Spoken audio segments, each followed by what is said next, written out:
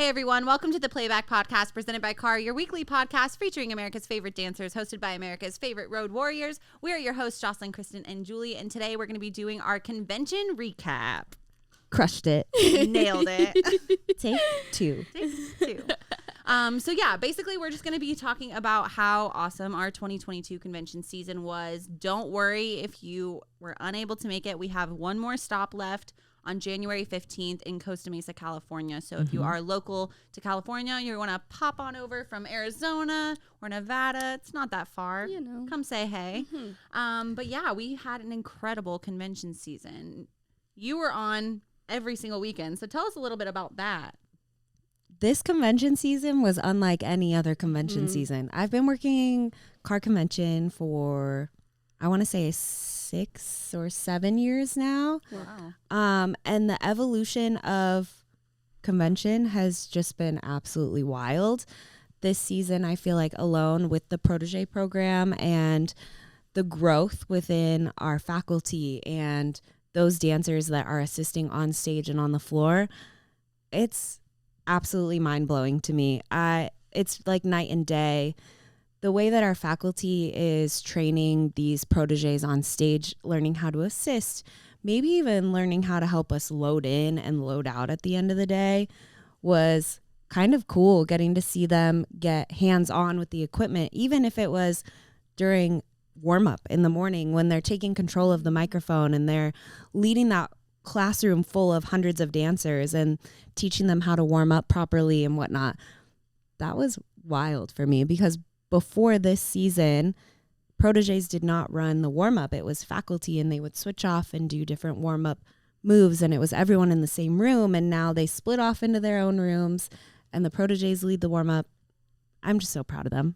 Yeah. So good. It was such a good season. All I heard was outstanding things from parents, teachers, faculty in general. I think it was just the energy was so good this year, and we kicked it off so strong in Anaheim, and I feel like it just continued to get better and better, and we just wrapped up the end of 2022 technically out in one New Jersey and one in New York. So we did a double convention, and then we also invited some proteges to come out to New York with us, which was super cool. So it's just from the beginning to the end, they're given all these incredible opportunities, and it's just so cool to see how different these kids have become. Just the confidence, the eloquent speaking. There's so many different facets of the industry that they're getting trained on. And I wish I was a protege, honestly. Like, I wish I was a protege. I mean, they get cool jackets, they get backpacks, they're walking around the airport. I wish I looked as cool as they were. Yeah, I know. They've grown so much, from like Anaheim, like seeing them all like nervous and scared, and to now see them like making eye contact with the camera when they're on stage and performing to the camera and really owning that assistant position, to see them like ready to be on stage, like they're so cute. They have like a little system because there's so many of them, so when they go on stage, they'll be like, us too? Okay. Okay, we'll go with this group. Like they're so good. They just like take charge. They get up there. They're great role models, honestly. Like I do see people looking to them so much. I see, it was so cute. There was this video that a studio tagged us in this past week, and it was their littles, and they were talking about the proteges, and they were talking about how full out they were and how they were so committed to their performances, and they're like, we're gonna dance like that. Like, it was so precious. Yeah. It was so cute. And to know that like they're getting trained, they're training as well, but then they're also inspiring all these other kids to train like them. So it's a really cool thing to see. Yeah. I think that with the protege program, it's obviously going to get better and better, but we have such a good, versatile group of kids, and each of them come from different studios and different backgrounds. And so seeing them all together and form these friendships and bonds, and then go out and just slay a combo, and then they're just like the most humble. So and sweet. I think we have the best group of kids possible, and I'm excited to add all the new proteges that were awarded over the season. So if you were awarded as a new protege, congrats, welcome to the family. We obviously just have so much fun here, and we're just happy to have you. Nate, you're on convention tour. How's that, bud? How's that? One major thing that I noticed is this year, like the talent that came out and auditioned this season was way more what's the word? Competitive, yeah. this year than previous year. I think more people are learning about it and understanding what it's doing. And if you did make Protege this year, then to actually come out and in July to HDE and to audition for Elite Protege, which is going to be our new program, which will be super exclusive. I mean, I feel like they're going to pick a handful of people, but like from the whole country. Yeah. And I don't know, like I'm guessing that it'll be a few from each like age category. Yep. So that will definitely be tough to make it as an Elite Protege, but rewarding at the same time. And even if you come to HDE and audition, I think that even if it didn't work out in your favor, like you're still going to learn a ton at HDE, which will translate over for you just being a protege in the following year. Yes.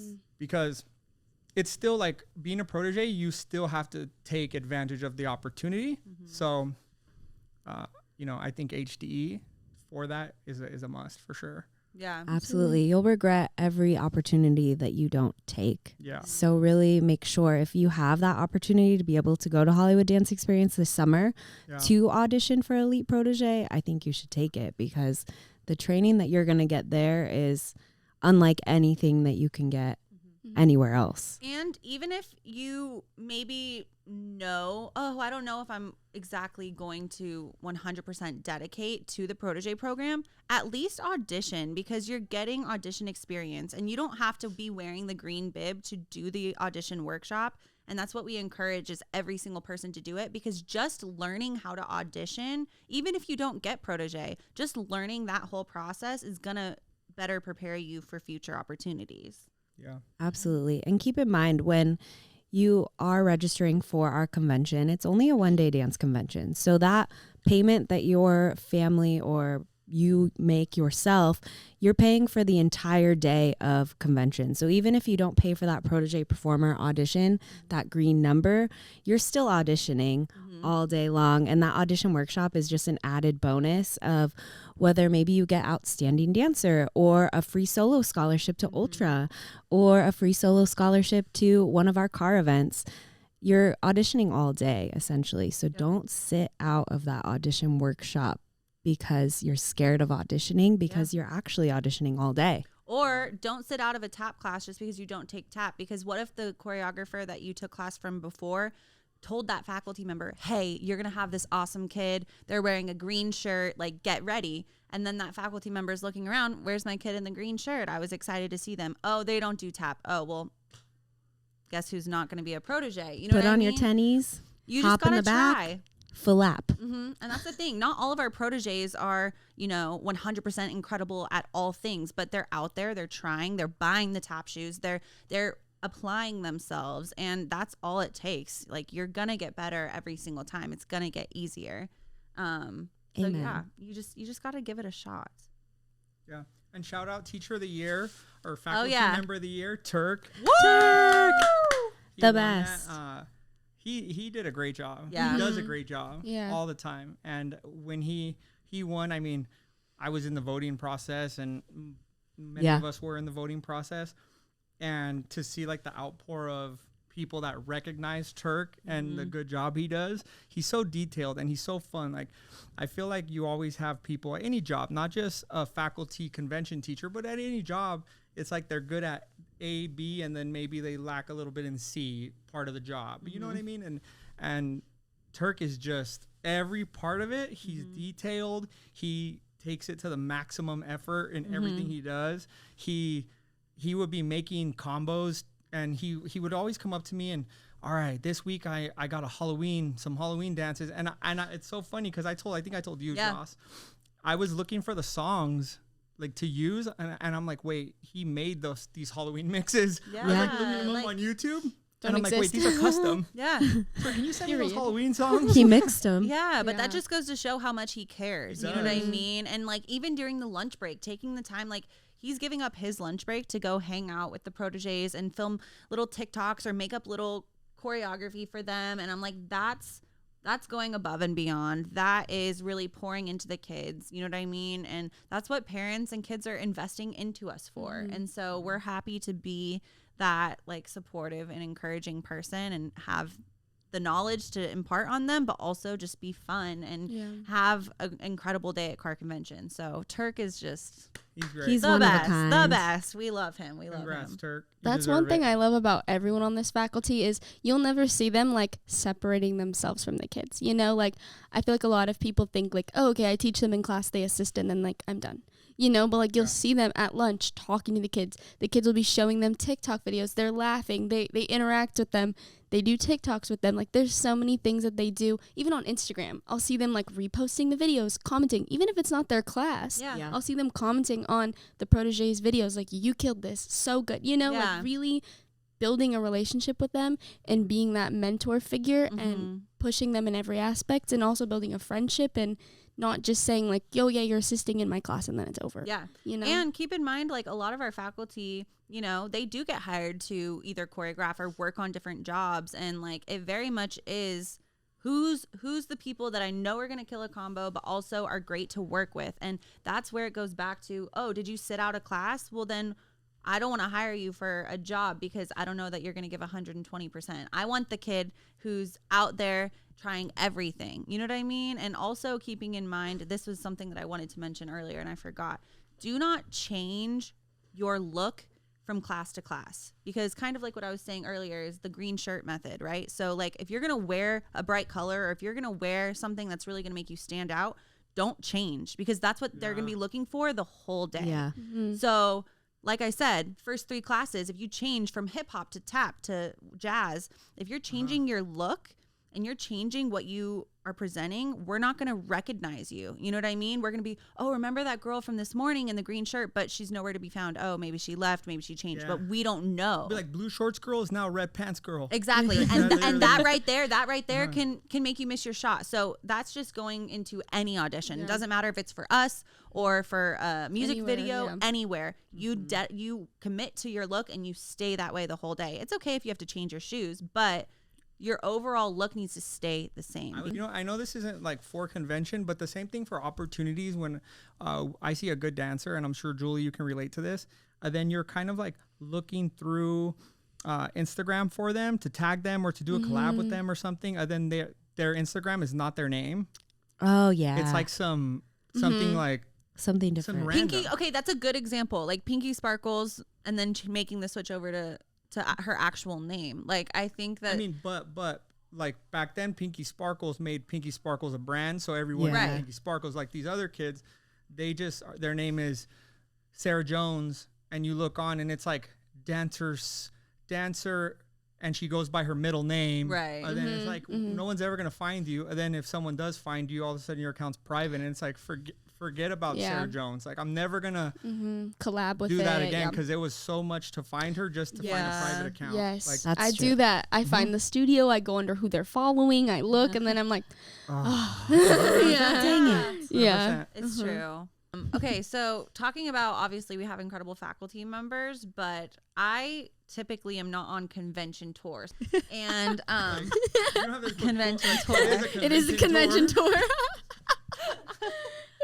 You're right. But She's not staff on convention thank tour. you. There we Thank go. you.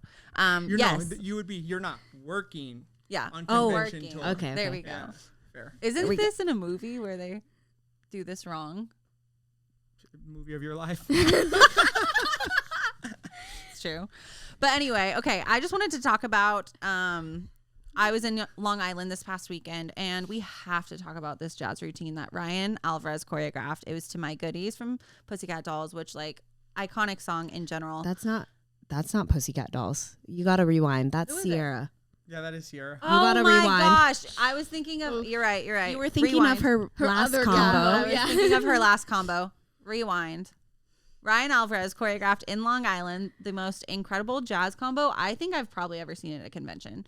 The technique was there, but like the musicality, the timing, and our proteges ate it up. You will see it on it's posted everywhere. I think multiple proteges posted it. Ryan posted herself it. posted it. You have to go watch it. It's like the girl game. It's the you one. know, It's, like, I would stop. I watched it probably 6 times in a row because I wanted to watch every single person in it, and then I had to watch it overall, and then I wanted to like, oh, Like I watch it watched for the it a lot. choreo, watch it for the performance, watch it for every single kid. Okay. Yes. So I it feel was that. it was I feel that. incredible. The proteges that are in the video is Berlin, Annie, Mariah Humphrey, Mia Barone, and Katie Albright. So those 5, but they killed this choreography. And I think the hardest part about it, because it was a difficult combo, like The fact that they were all at the same city in the same room. that's what I'm like, saying. That never has happened. Yeah, so it was so good, and I would recommend, even if you wanted to like learn it and practice it, that is a good combo to work on when it comes to your jazz choreography, because it was quick, slow, quick, turn, leg, and it was all about control, but it was so performance based. You have to have that like good like vibe to you in order to portray it in the right way. So you have to go watch that. And number 2, if you're a jazz dancer, learn it, because as a dancer, and I'm retired, but like I wanted to learn it because it was one of those routines where it looks so fun, and you know, like when they nailed it, it was a good routine to do in the body of a dancer. Like it felt cool and fun and good to do. As we talk about opportunities that we like to give our proteges, Julie can touch a little bit more on some of the other stuff that we like to do and provide for them. Yeah, well, since our convention season is only a couple months long, we don't want to leave them hanging for the other, 8 months of the year. And we love to get extra training with them, give them opportunities. So we always do a bunch of protege pop-up classes as well that are only exclusively available to proteges, no charge to them. It's completely free for them. We just want to give them that education. They've done a few at the Brea Space. I know they got Gil Hidalgo, which is his name? I think so, yeah. Yeah, he's Janet Jackson's choreographer. There's so many people they've had. And then Kristen Farina did one, and we actually got to do one recently a few weeks ago, and we specially tailored it to like dancing to camera, and it was really cool. We had 2 videographers. We had Nate and Ansel there. We had Kenneth and Chris taking pictures. It was super cool. We rented out an amazing studio that had really cool lighting. We bought fog machines. Whoa. It was so cool. It was the whole thing, and to see the growth from the first, like, the beginning of the class to the end of the class, like, the footage is insane. Like, the contact that they're making with the camera, the eye contact, the body language towards the camera, the choices they're making towards the camera, changing a little bit of the choreo to play to the camera, even into their freestyles. We did a round of freestyle, and just their choices with the camera, amazing. And I even saw it bleed into some of the videos from this past weekend in New York. The kids that were there, I saw them fully looking into the camera, and you really see the difference, and it's really cool to give them those opportunities, because training in front of a camera is just like training dance. It's its own thing. So you have to get used to being in front of the camera, used to it being in your face. It's a lot, to try and really focus on that, but it's really cool to give them those opportunities and see them take class outside of convention and keep their training up, not just during those convention months. So yeah, those will definitely be happening throughout the year as well, with other people, tons of faculty, people outside of our normal convention faculty as well. So giving them the opportunities to make connections with other teachers that they don't have connections with already. So many opportunities. But yeah, again, like we talked about, it's something you have to train for. We also talked about when you're in a trio, like the point person, not going too far out, watching your spacing, but then also knowing that the camera eye sees different than a human eye. Yeah, we had a monitor. Yeah, we had their cameras connected to an iPad so that they could see exactly like, oh, like we can see her fine, but on the camera she's getting lost, like she's hiding behind, like how many trios do you take like dance in LA, and then you're like, oh, I was hidden the whole time. Like I thought I was fine, but then that front person is covering you. Yeah, if you go to Millennium and you're called and you get to do the small group, you're gonna kick yourself if you're blocked the whole time because you weren't aware of where the camera was following. Exactly. Yeah. Or you go stage left so far that you're out of the videographer's frame, and they're like, well, I'm not gonna run to catch you. I just stop. I'm like, all right, well, now this is a 2-person. Okay, you know what, now this is a solo. I think also in this age of social media too, to be able to have these amazing photographers and videographers and the production value of these videos, we had every single kid do a solo. So to have these videos, to have these for their reel or anything, they want to get signed with an agency and they're like, can you send us a jazz video super quick? They're like, yeah, I have a great one. You know, not just a fuzzy class video of me in the corner, you know, like they have a nice produced, edited, the videographers edited their video up and down for Instagram, like everything, you know, like they're getting so many resources other than just dance, you know? Definitely.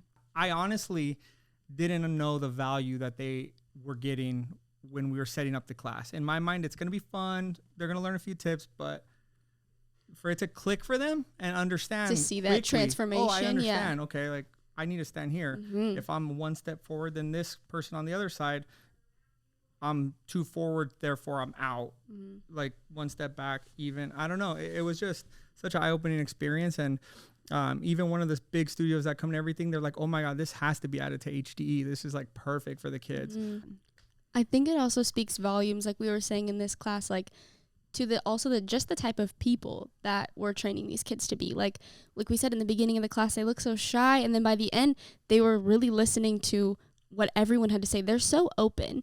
I also taught the class choreo-wise, and my choreo is a blend of like hip hop and jazz, and they were so open to everything. Even if it wasn't fully their style, they're just so open. They try, they push. As soon as I give them one move, they're attacking it. They don't wait. They go for it as soon as we're doing it. Even when we're marking it, their mark is like an 80%, you know, like they're never like just like, oh, yeah, it's okay, whatever, you know, like, or when we tell them like, really watch where you are, think about your spacing, think about what they click in immediately. They don't wait. They listen, they take your criticism, and they do it. So, and I think that's time. Yeah, and even if you don't continue with dance, I think that bleeds over to your life and in any job and anything you want to try and be great in, that bleeds over to taking it, feeding it in, doing it right away, rather than waiting or, you know, kind of, you know, like I feel like it just bleeds into that type of person you are. Yeah. And it's more life training, not just dance training too. Absolutely. Speaking more on the opportunities, we got to take a train into the city this week. Our New Jersey and Long Island, New York dancer proteges, we opened the opportunity to all of our proteges to attend this NYC day that we had. And we had quite a few takers on that. So we had about 40 proteges attend the New York City day. It was my first time in the city, so I was just as excited as all of these kids. It was very cold, but we managed. We started off our day. We took some photos at the Red Steps, but unfortunately they weren't letting us step on them yet. Rude. But then we were in Times Square. It was so cool. And it was before everyone was out in the city wandering around. So we kind of had the place to ourselves. And then we took a little walk, a few blocks down the street to go to Ripley Greer Studios, where we met with Mr. Lane Napper and we did an acting workshop.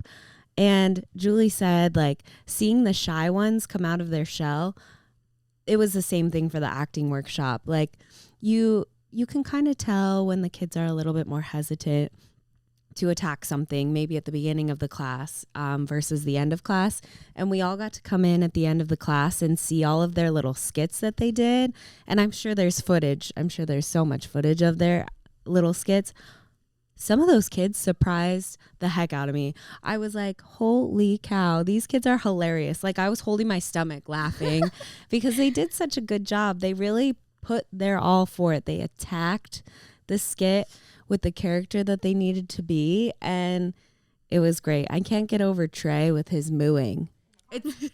It's always funny to me to see people who know nothing about dance or have never really seen that like out in the wild. It was so funny to see, you know, our incredible kids doing these amazing tricks, and then people are just walking by, and they're from all parts of the world, because keep in mind, New York is a melting pot. So you have people from France walking by and they're just watching because all they see is these incredible kids doing these outstanding things. And that was probably my favorite part about being like Trey doing a backflip on the rocks. But it's like, you wouldn't expect it, you know? It's just all you see is a group of kids, and then all of a sudden they start doing these incredible things with their bodies, and everyone's like, whoa, what is this? Are you guys filming a show? Like, what are you doing? And it was just cool to see them like just kind of unleash out in the wild, as you would say. But it was just funny to see all the reactions of all the people and all the stander buyers just walking by like, whoa, they are so talented. The New York City Protege Day was fantastic, and I'm just so proud of them for going for it that day with the acting workshop and taking all those photos in Central Park and really just getting creative and branching outside of their shell and their box and just going for it and having the best time. It was cool just to see them all together, and I hope they had the best time. I had the best time watching all of them, and I'm just proud of them, and I'm excited to see where this Protege program continues to flow. Absolutely.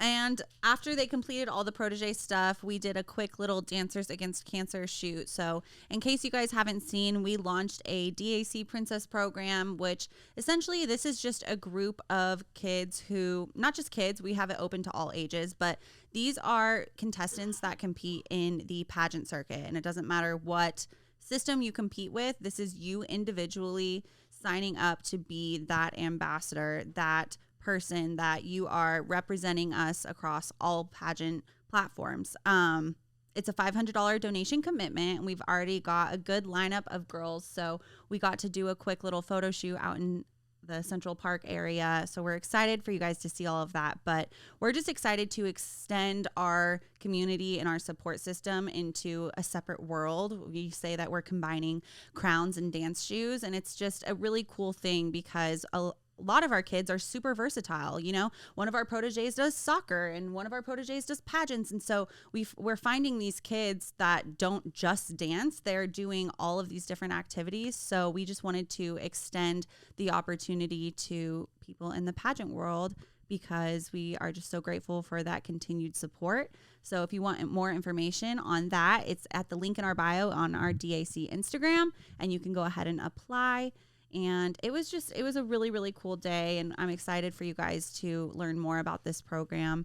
And then just lastly, if you are a Hope Studio or wanting to be a Hope Studio for the 2022 season, please make sure that you get those donations in as soon as possible. The cutoff is at the end of the year. So just like my Delta. Yes, just like Delta medallion. Exactly. We're excited. We've had such an incredible support system throughout the last year when it comes to our Hope Studios, and we're excited to extend more opportunities and more recognition moving into the new year. But yes, if you want more information on that, you can visit our website, I'mADancerAgainstCancer.org, or you can DM us on Instagram. I'm happy to answer all your questions. I think that's it. We're excited. As you can tell, we had an awesome season and we're ready for 2023. Make sure you're following us at Playback Podcast and all things car, rainbow, ultra, DAC. We can't wait to see you on the road.